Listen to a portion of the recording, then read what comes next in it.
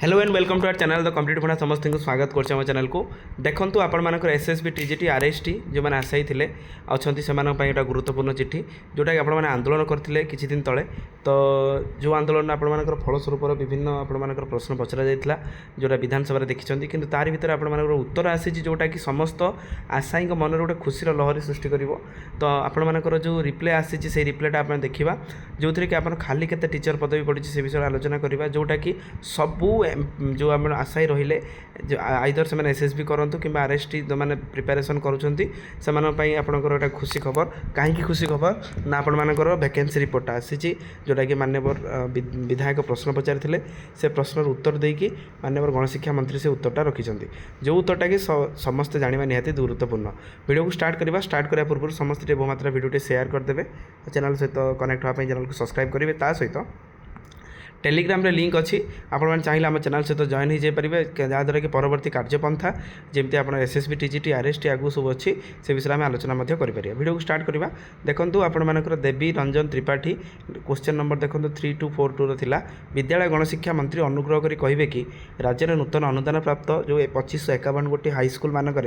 केउं वर्गर शिक्षक एवं कर्मचारी पदवी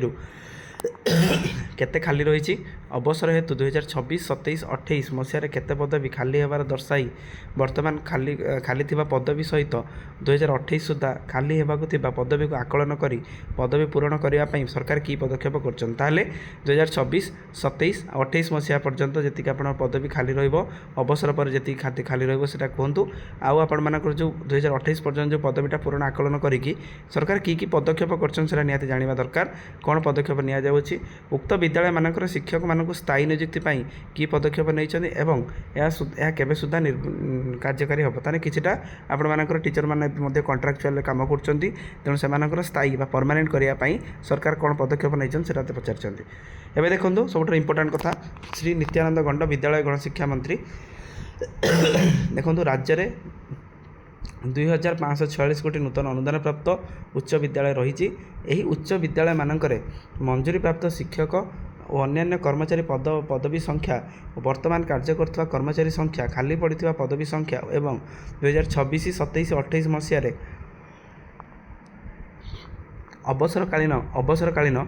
खाली थिबा पदवी को विवरणी प्रकाश करागला यही विद्यालय मानकर खाली थिबा पदवी पर सरकार प्रचलित नियम अनुसार अनुधान करा अनुधान चलती प्रचलित नियम अनुसार अनुधान कर देखो आपण मानकर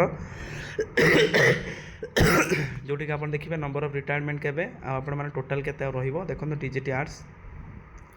TGT PCM TGT CBZ classical teacher Hindi teacher Urdu teacher PET teacher junior clerk ता सहित पियन जोटा आप देखो टोटाल सैंक्शन पोस्ट आप 30,578 मेन पोजिशन आम अच्छा देखो के 22,514 वैकेंसी आप देखिपारे 8,664 जो थी कि आर्ट्स 3,057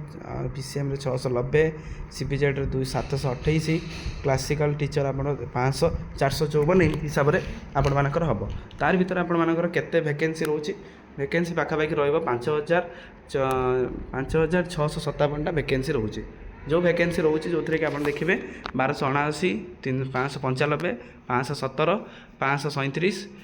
547 ता सहित पुणी 547 एमती हिसाब से आम जो देखुं 513